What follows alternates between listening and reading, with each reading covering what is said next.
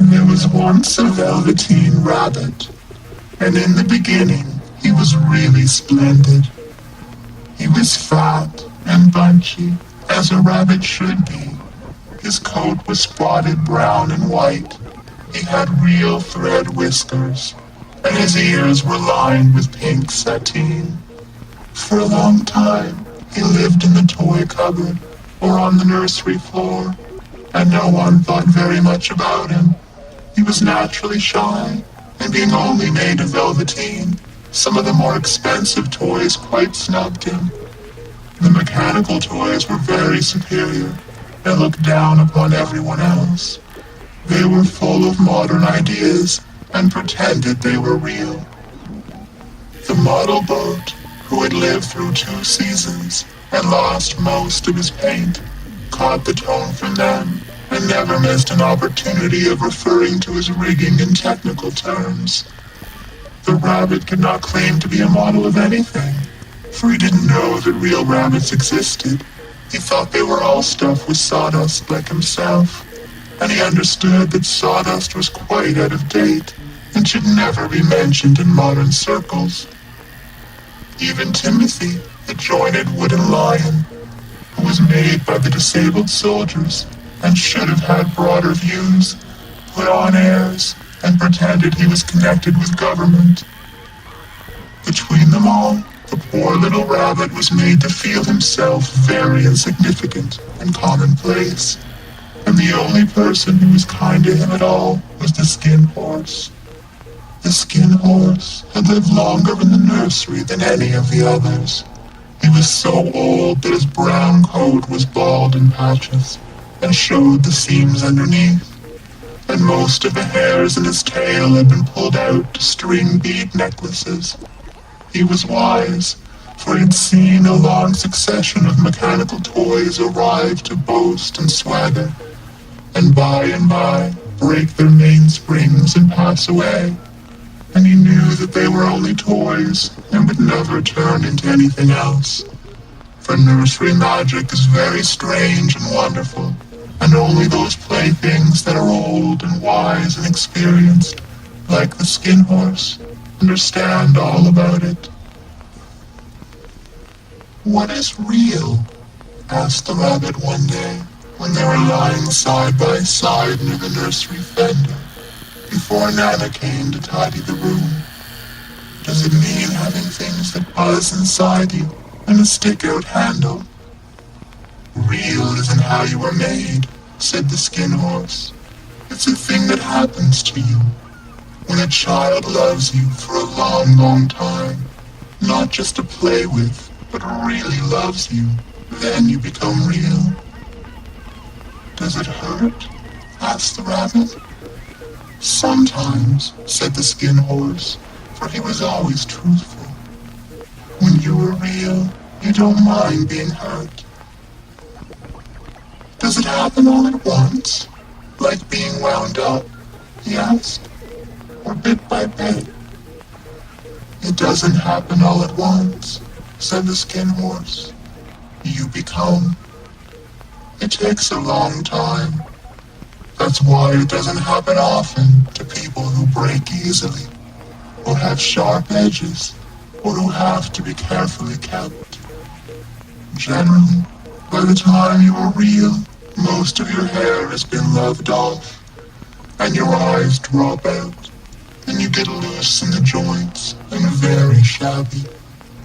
But these things don't matter at all, because once you are real, you can't be ugly, except to people who don't understand." "I suppose you are real," said the rabbit, and then he wished he had not said it, for he thought the skin horse might be sensitive, but the skin horse only smiled. "The boy's uncle made me real," he said. "That was a great many years ago, but once you are real, you can't become unreal again. It lasts for always." The rabbit sighed. He thought it would be a long time before this magic called real happened to him. He longed to become real, to know what it felt like, and yet the idea of growing shabby and losing his eyes and whiskers was rather sad. He wished that he could become it without these uncomfortable things happening to him. There was a person called Nana who ruled the nursery.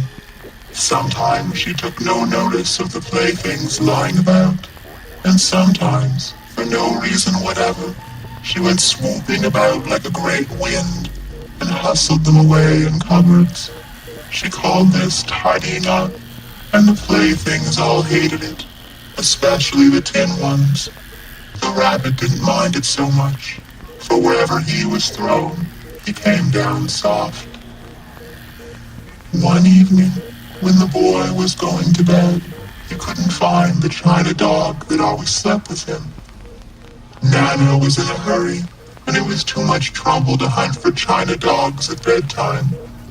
So she simply looked about her, and seeing that the toy cupboard door stood open, she made a swoop. "Here," she said, "take your old bunny. He'll do to sleep with you." And she dragged the rabbit out by one ear and put him into the boy's arms. That night, and for many nights after, the Velveteen Rabbit slept in the boy's bed. At first, he found it rather uncomfortable, for the boy hugged him very tight, and sometimes he rolled over on him, and sometimes he pushed him so far under the pillow that the rabbit could scarcely breathe. And he missed, too, those long moonlight hours in the nursery, when all the house was silent, and his talks with the skin horse. But very soon he grew to like it, for the boy used to talk to him, and made nice tunnels for him under the bedclothes that he said were like the burrows the real rabbits lived in. And they had splendid games together, in whispers, when Nana had gone away to her supper and left the nightlight burning on the mantelpiece.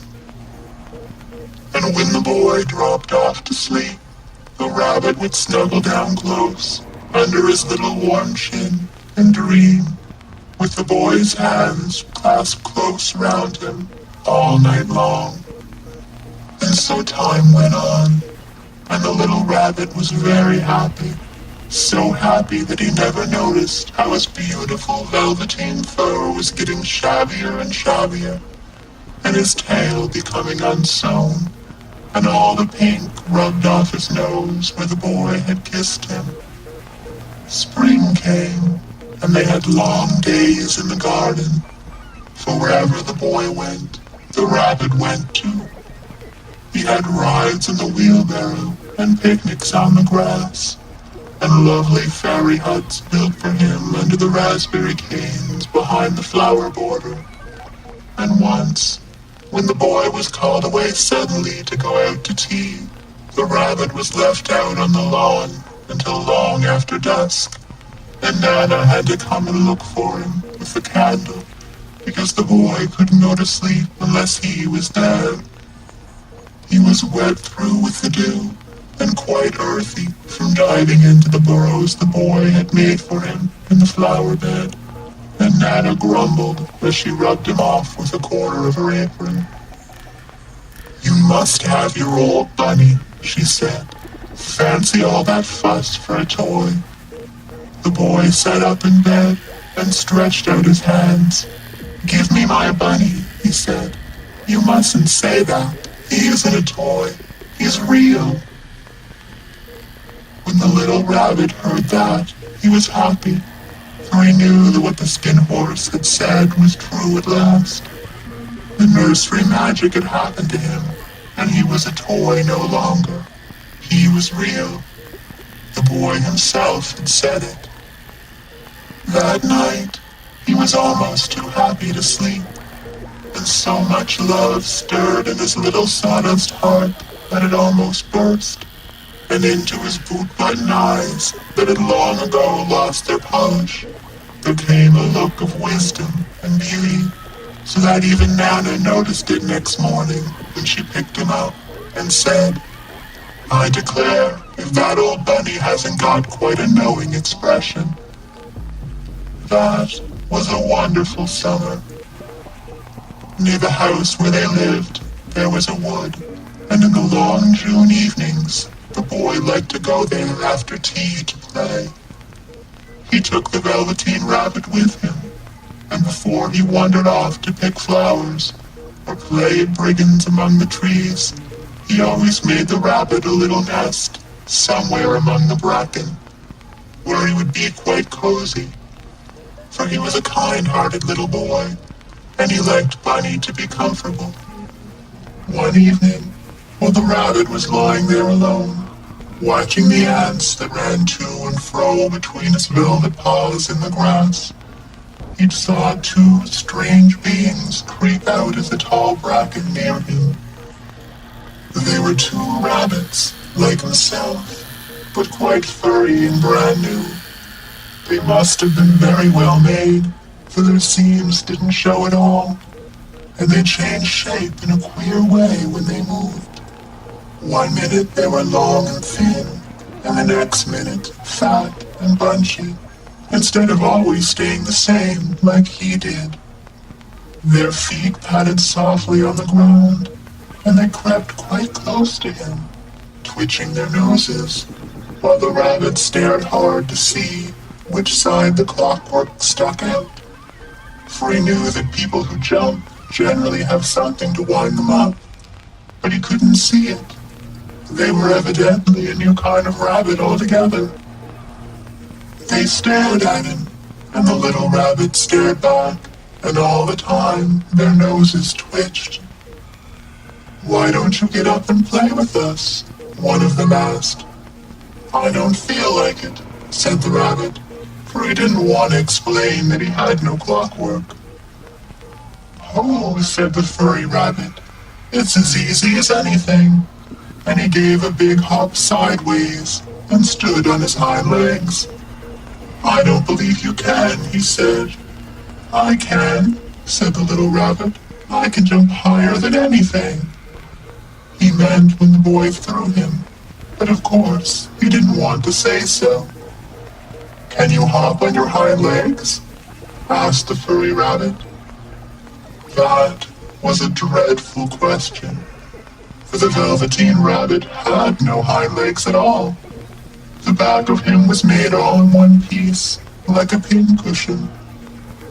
He sat still in the bracken and hoped that the other rabbits wouldn't notice. "I don't want to," he said again. But the wild rabbits have very sharp eyes, and this one stretched out his neck and looked. "He hasn't got any hind legs," he called out. "Fancy a rabbit without any hind legs." And he began to laugh. "I have," cried the little rabbit. "I have got hind legs. I am sitting on them." "Then stretch them out and show me, like this," said the wild rabbit. And he began to whirl round and dance, till the little rabbit got quite dizzy. "I don't like dancing," he said. "I'd rather sit still." But all the while, he was longing to dance, for a funny new tickly feeling ran through him, and he felt he would give anything in the world to be able to jump about like these rabbits did. The strange rabbit stopped dancing and came quite close. He came so close this time that his long whiskers brushed the Velveteen Rabbit's ear, and then he wrinkled his nose suddenly and flattened his ears and jumped backwards. "He doesn't smell right," he exclaimed. "He isn't a rabbit at all. He isn't real."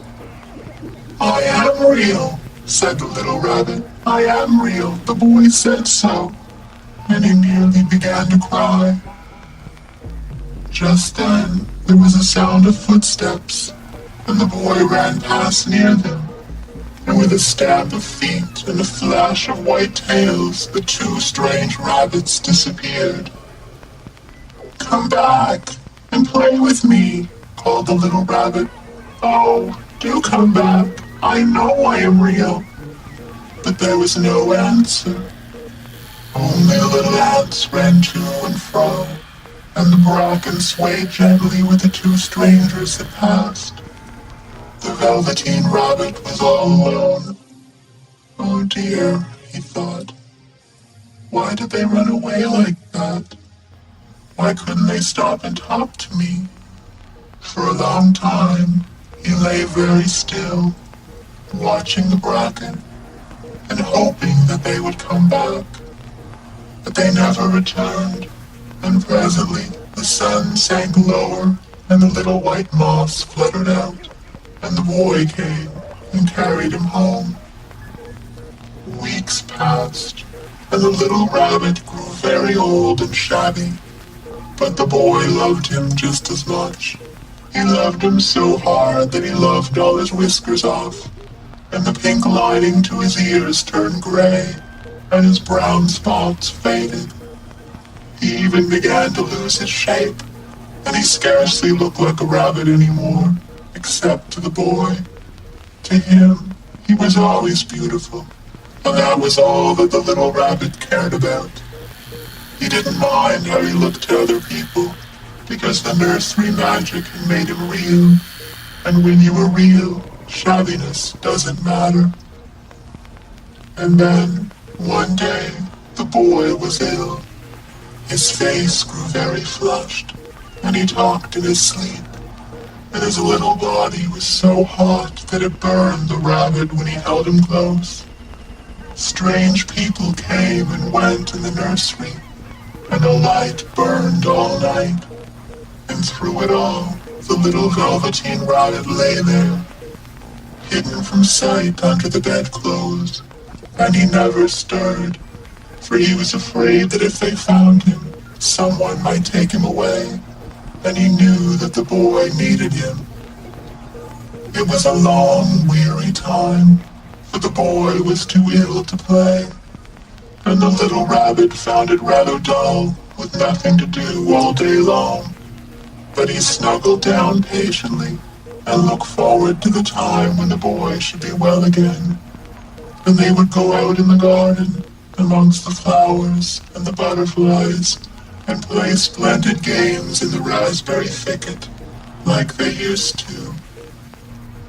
All sorts of delightful things he planned, and while the boy lay half asleep, he crept up close to the pillow and whispered them in his ear.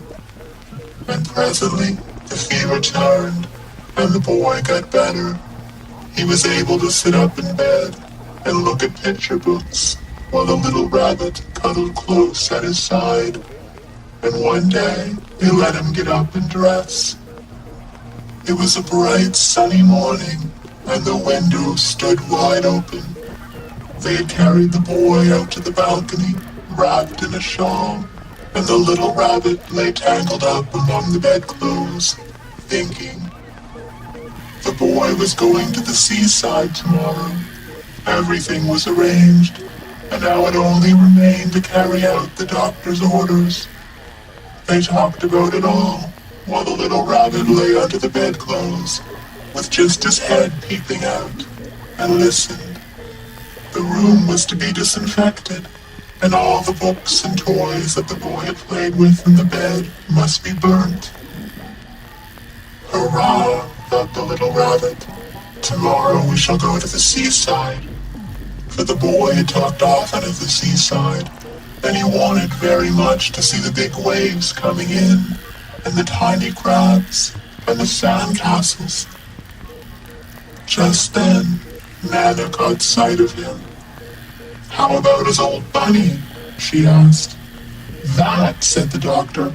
"Why, it's a mess of scarlet fever germs. Burn it at once."